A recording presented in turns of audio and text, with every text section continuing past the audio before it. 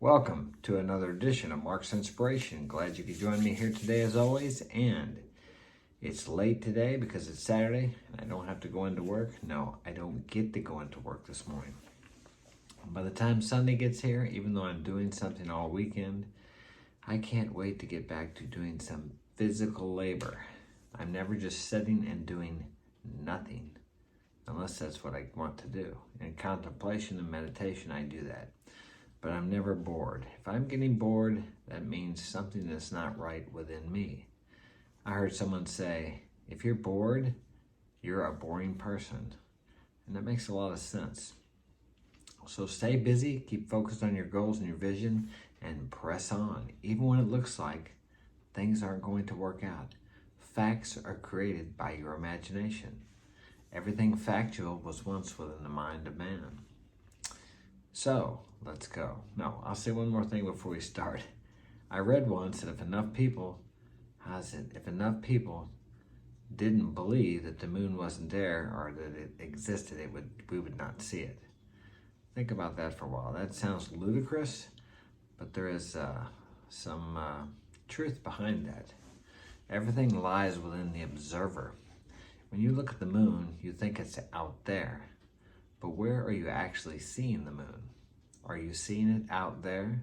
That's what you think, that's what you've been taught, but you're actually seeing it within your mind.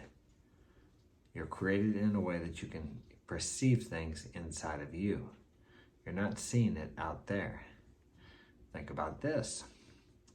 You can close your eyes and still see the moon, can't you? You can close your eyes and still smell a rose, can't you? You can see that rose, or you can taste your favorite food. Imagine you're putting a lemon up to your mouth and you're biting into it. Of course, the rind is hard, but once you bite into it, the sourness of that lemon, you can visualize that and imagine that, can't you? So what is real? Is it only real when you bite into that lemon or when you see the moon?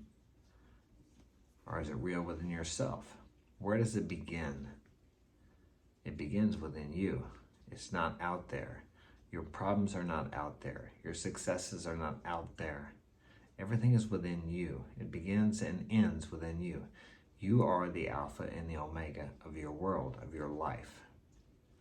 So, with that being said, hit that like button and subscribe, and we will continue with The Power is Within, and that's where it's at. Let's go. Location 1225 of 1250. I recommend beginning with 2 sessions each day. We're talking about meditation. When starting out, don't try to do an hour on your first day. That's like people go to the gym, they work out like an hour or 2 hours, and then they can't even move the next couple days. They never go back. You're not going to get results immediately. These things take time. Everything takes time. Now, if you were at a high enough consciousness, you could probably get results right away. But if you were, you probably wouldn't have any, you probably wouldn't get any value out of reading my book because you would be surpassed or past that. You would have surpassed that. Okay, dedicate yourself to two focused 5-minute sessions. 1 in the morning and 1 in the evening. When that becomes a habit, increase the time a little and keep doing that until you feel you can't benefit from increasing it further. Eventually, you'll wonder why you didn't start sooner. The same is true of meditation. I must have been speaking of contemplation. Let me back up here. Okay, yeah, I was talking about contemplation. The same is true of meditation as any other area of growth. No, I wasn't. I was talking about, I get confused. I wrote this book and I get confused. You were presented with this information when you were ready. As the old proverb says, when the student is ready, the teacher appears. This brings me to the last principle, one I rejected for most of my life. Give back. Why are we brought through so much pain to a place where we are open enough to learn the profound truths of the universe? To hoard them away, all to ourselves? No, we are to pass them on as they have been passed on to us. This was a hard transition for me. I had been taught from my earliest memories to get mine, to compete and win. I needed to take what I wanted. Giving was the opposite of taking. Yet, after several decades of applying the philosophy of take and you shall have, I had nothing. Yes, whatever you take from someone else will be taken from you, multiplied. And whatever you give to someone else will be given back to you, multiplied. And usually not from the same person. Most of the time not. I looked in the mirror one night and loathed at my appearance. I had gone back to the old ways, trying to find satisfaction in the party world. The voice of my mentor rang in my ears. You only have that which you give. So I tried. I gave in small ways at first, too timid to jump in with both feet. It worked immediately. I tried again. It worked again. It working wasn't in obvious ways that you could connect. It wasn't like submitting a withdrawal request at a bank and pulling out cash of the tube. But I saw my life begin to shift. I felt peace. I found success in my business and in my personal life. My life became full and joyous. And it is today, as long as I remember to give. To give. Now, I'm not talking about giving in a codependent way, because there are people out there, like I was years ago, who will take, and take. And they will never give back to you, and they will never give back to no one else. Now, don't expect to get back from the person you give, but don't be connected with someone who is constantly draining you of your energy, your resources, and your peace of mind, because there are those people out there. I'm not saying they do it on purpose. That's just all they know. That's where they're at. Don't judge them. We've probably all been there at one time in our lives. In many ways, it is instantaneous. Whenever I know someone, it is raining here today, a little thunder. Whenever I know someone is going through an internal struggle, I will listen to them and then offer them my encouragement and advice. If they take it, the relief I see in their face returns a joy in me that is threefold. Money is often the same. I give whenever I am moved to people, to charities, or organizations. And I always see my own finances grow, not shrink. Many people say, well, when my ship comes in, I'll give then.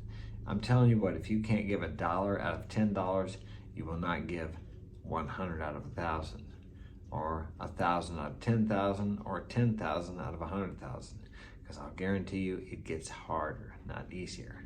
Because you start thinking about what you could do with that money. But as you do it, it gets easy to give it away. But you want to give it to good ground. And what I mean by that is give it to someone or some charity or some organization that is actually changing lives with it, is using it to help people. Something that's close to your heart. It could be anything, whatever you get your spiritual growth from, or whatever you get fed from, or whatever encourages you. Help those organizations and those people to continue to do that for other people. And it will come back to you multiplied many times over. In my business, I always do more than I'm paid for, and that too comes back to me in the form of repeat and new clients. No matter how I try the experiment, it always works. The more I give, the more I have, because it's not an experiment. It's a universal law, and you can't escape.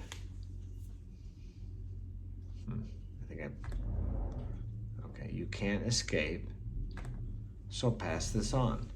Whatever you learn reading this, when you feel like you've got a handle on it, offer it to someone else that needs it. Now, I know there's some of you out there that think you've been working for a corporation or a company for a while, and you think nobody notices anything. I get there 10 minutes early, and I leave 10 minutes late. And I do extra work during the day. Nobody ever notices. Yes, but the big boss notices. And if you don't want to believe in the big boss, the universe notices. The law. There's a law, just like gravity. You can't see gravity, can you? But you see the effects. You can't see the wind, but you can see the effects. This is no different than those two things there. This is something that works, but you have to try it. But you say, oh, come on, Mark, I've been doing this for years. Nobody notices. Okay, if you have resentment against your boss and you're angry at him, that'll stop it right there. You have to quit thinking you're doing it for him or the company.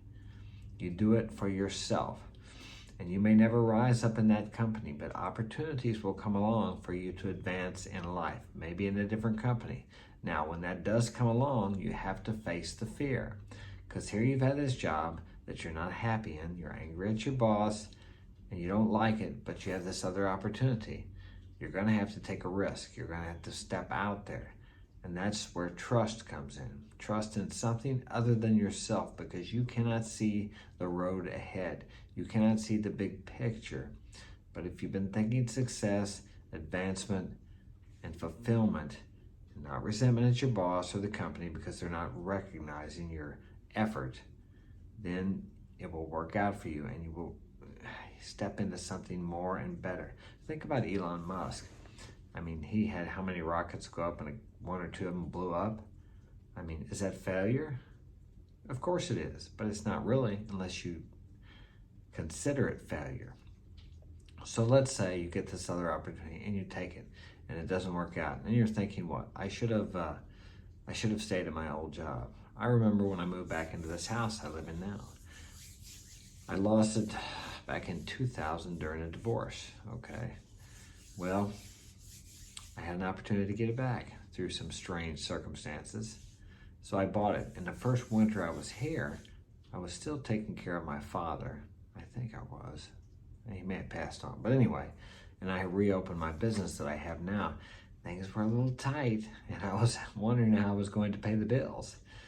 And I'm thinking, man, maybe I should have stayed back in that 1976 trailer I was in. With 7 of us, yeah, single wide. I'd never been in a trailer in my life. If you'd have told me I'd be living in a trailer years ago, I would have said, no way.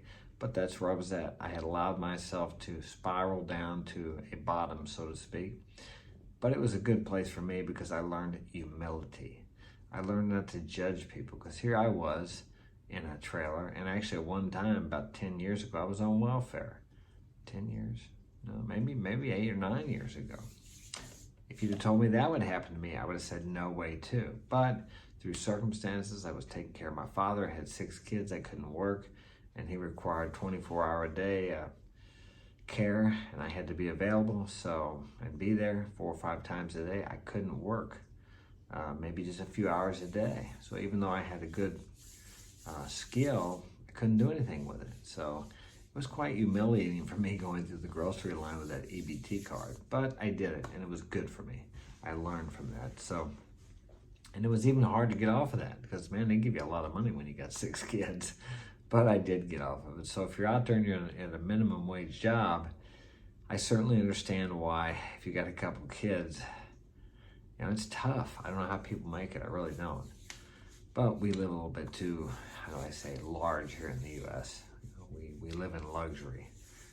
Go to some other countries, as I've said many times before, it's not quite as nice there. I have a friend in Venezuela, and they haven't had running water for several weeks now, a couple months, I think. They have to fill up these tanks when a truck comes by. We don't think anything about having running water here. We just turn the faucet on, and here it comes. We don't have a contrast. We don't know what it's like to live like that. We take things for granted here. So that's what we do. I've done it too. No big deal. But hey, I gotta go. I'm glad you joined me today, and we will continue with this tomorrow unless I come up with another topic that is more interesting. Join us tonight for the live podcast at 7 p.m. Central Standard Time. And if you're watching this on YouTube, that is every Saturday night, 7 p.m.